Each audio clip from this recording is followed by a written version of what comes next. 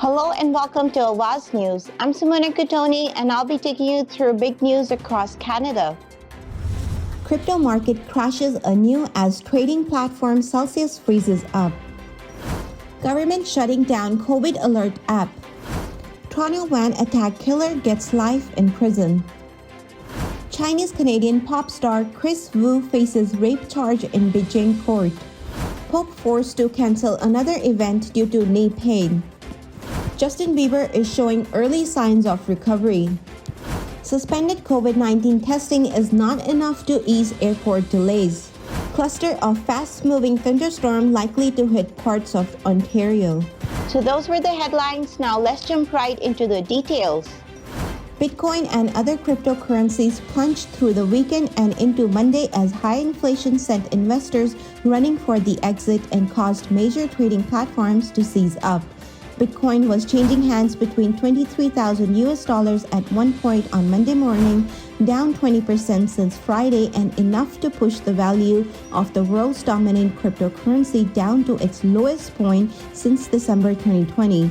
The sell-off prompted a major crypto exchange called Celsius to halt withdrawals on Sunday evening, meaning investors cannot take what's left of their money out. We are taking this action today to put Celsius in a better position to honor over time its withdrawal obligation, said the exchange, which had roughly $11 billion in customer deposits on its book. Government will be shutting down the COVID Alert app and may do so as early as this week. The phone app, which was launched in summer of 2020, is designed to alert the users to possible COVID-19 exposure. Users who have been tested positive for the virus use a one-time key on the app to report their diagnosis. Their phone then exchanges the code with the other phones that have the app installed and notify those who have been within the 2 meters of an infected person for 15 minutes or longer. The federal government encouraged use of the app throughout the pandemic, and the app does not collect personal information such as location, addresses, and phone contact. The man responsible for Toronto's deadly 2018 van attack has been sentenced to life in prison with no chance of parole for 25 years. Alex Minassian, who has been sentenced to 20 years for 15 counts of attempted murder, which are to be served concurrently. He was found guilty last year of 10 counts of first-degree murder and 16 counts of attempted murder. 8 women and 2 men died on April 23, 2018, when Minassian bent on infamy angered by the woman who couldn't sleep with him and radicalized in the bowels of the internet deliberately drove a rented van down a busy sidewalk. Another woman died more than 3 years later from the injuries suffered that day. Chinese-Canadian pop star Chris Wu has faced rape and other criminal charges at a closed trial in Beijing as China was in an uproar over a video showing a group of men physically assaulting 4 women in another city. Wu's trial Friday at the Shenyang People's Court was reported late Friday night by Shangnet, which belongs to China's Central Political and Legal Affairs Commission, which is controlled by the ruling Communist Party. The attack on 4 women dining at a restaurant early morning in Tangshan, a coastal city east of Beijing, was seen in surveillance footage shared widely on the Weibo. By Sunday, police had arrested 9 people on suspicion of violent assault in the case. The assault and the public outrage renewed a conversation about misogynist and mistreatment of women in China. Earlier this video surfaced of a woman who has been chained in a shack. The police investigation found she has been trafficked and sold as a bride.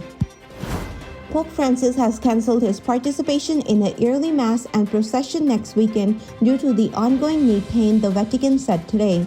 The annual Corpus Domini procession scheduled for Sunday is a centuries-old profession of the Catholic faith during which the Eucharist is exhibited publicly. Francis has cancelled several events this year due to the strained ligament in his right knee that have made walking and standing difficult. He has been using a wheelchair for over a month, and the Vatican last week announced he had to cancel his planned July 2nd to 7th trip to Africa in order not to jeopardize his recovery.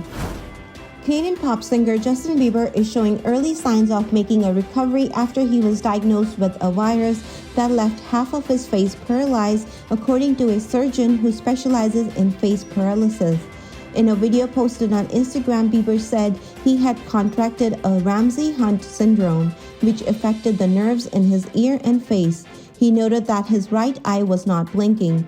Charles Naduka, a consultant plastic reconstructive surgeon in Britain, said about 75% of the patients with the syndrome who receive early treatment, including steroids and antiviral, make a fully recovery.